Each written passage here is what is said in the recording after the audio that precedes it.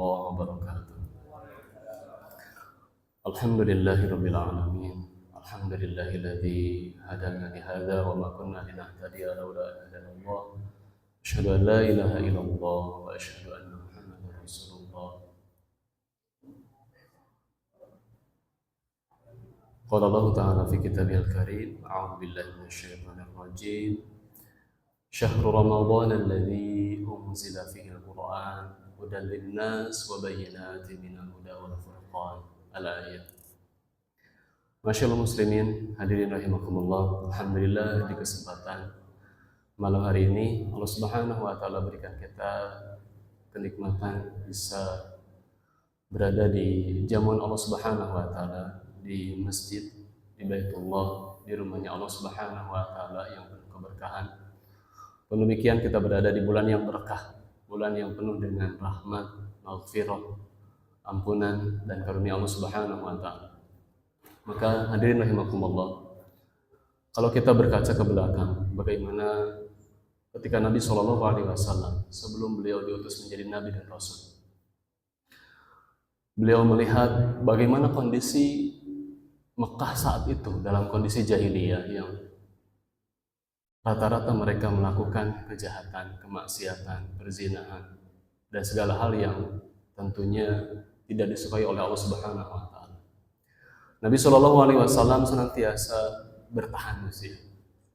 Jadi Nabi menyempatkan untuk berdiam diri, menyendiri ke Gua Hira, dan itu dilakukan oleh Nabi bukan 1-2 kali sebelum Nabi mendapatkan wahyu dari Allah Subhanahu wa taala. Nabi saat itu yang sudah Allah Subhanahu wa taala berikan kegelisahan, hatinya yang gelisah ketika melihat kaum jahiliyah saat itu, umat yang berada di Mekah saat itu. Sehingga Nabi naik ke Gua Hira itu dengan kondisi yang sangat terjal, tidak seperti sekarang. Dan itu dilakukan sampai beberapa kali, sampai akhirnya kegelisahan itu terjawab ketika Nabi mendapatkan wahyu. Dan saat itu kondisi wahyu yang datang kepada Nabi, yaitu malaikat Jibril, tentunya bukan sebuah hal yang mengenakan, bukan hal yang mengasyikkan.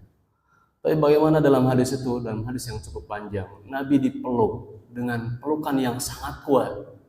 Sampai Nabi itu faghatani, kata dalam, aku itu dipeluk dengan sangat erat oleh malaikat Jibril sampai aku tuh payah, dan itu beberapa kali. Sampai malaikat Jibril dengan memeluk dan mengatakan Iqra, ya. Dan Nabi qari, aku tidak bisa baca. Sampai beberapa kali dan Nabi merasakan payah yang sangat, ya. Sampai akhirnya Nabi bisa mengatakan Iqra, dan Nabi bisa mengulangi Iqra bismi rabbikal ladzi khalaq sampai ayat kelima. Setelah selesai wahyu itu turun, kemudian Nabi keluar dari Gua Hira dan Nabi akan beranjak pulang ke rumahnya dengan kondisi yang sangat menggigil. Kondisi panas dingin. Keluar dari Gua Hira bukan senang, bukan nikmat, tapi payah, lelah. Bagaimana turun dari Gua Hira ke bawah dengan kondisi yang begitu berat. Kondisi setelah dipeluk oleh malaikat Jibril dengan pelukan yang sangat kuat sehingga Nabi merasakan kepayahan. Kemudian Nabi pun merasakan bagaimana kondisi yang sangat panas dingin. Kemudian harus turun melewati turunan yang sangat terjal. Kondisi Gua Hira saat itu. Sampai akhirnya Nabi pulang ke rumah dan bertemu dengan Ibunda Khadijah.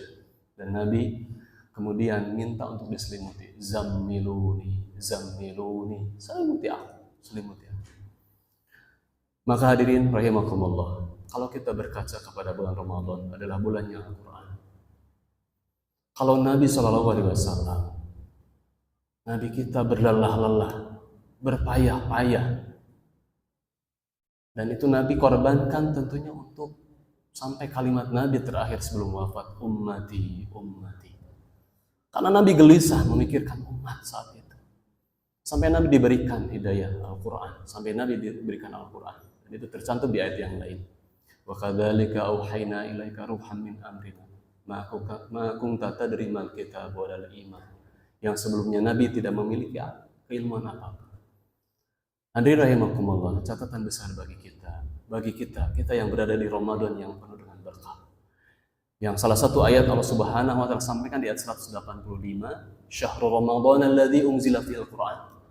Maka kalau Nabi berlelah-lelah, kalau Nabi bersusah payah, bagaimana ingin menjadikan Al-Quran sampai kepada kita, dan kita sekarang sudah mendapatkan hidayah Al-Quran, maka saya mengajak, mari kita jadikan Ramadan yang istimewa ini agar betul-betul kita istimewakan Al-Quran.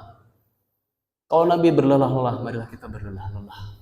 Kita bayangkan perjuangan Nabi, kita bayangkan perjuangan para sahabat, sehingga dengan wasilah Nabi dan para sahabat, Al-Quran sampai kepada kita. Dan tugas kita adalah bersyukur dengan hidayah Al-Quran. Marilah kita betul-betul maksimalkan Ramadan menjadi istimewa, karena di situ ada keistimewaan Al-Quran.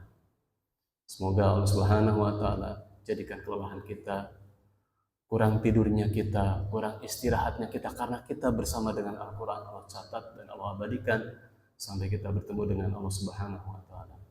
Aqulu qouli hadza wa astaghfirullah li wa lakum. Subhanakallahumma rabbana wa bihamdika asyhadu an la ilaha illa anta astaghfiruka wa atubu ilaik. Aqulu qouli hadza wa astaghfirullah li wa lakum. Assalamualaikum warahmatullahi wabarakatuh.